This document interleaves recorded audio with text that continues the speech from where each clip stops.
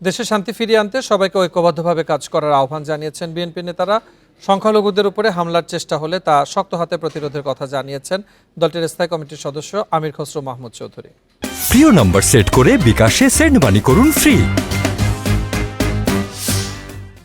দুপুরে চট্টগ্রামের ইসকন মন্দির পরিদর্শন শেষে তিনি আরও বলেন, ধর্মীয় পরিচয়ে যাতে কেউ ভিন্ন উদ্দেশ্য হাসিল করতে না পারে সেজন্য সবাইকে সজাগ থাকার পাশাপাশি যে কোনো অপপ্রচারের বিরুদ্ধেও সজাগ থাকতে হবে।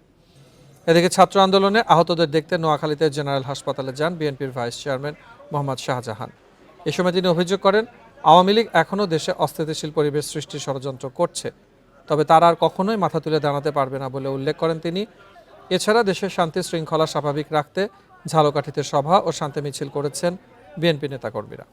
নির্যাতন করার জন্য সেই 28 অক্টোবরের মতো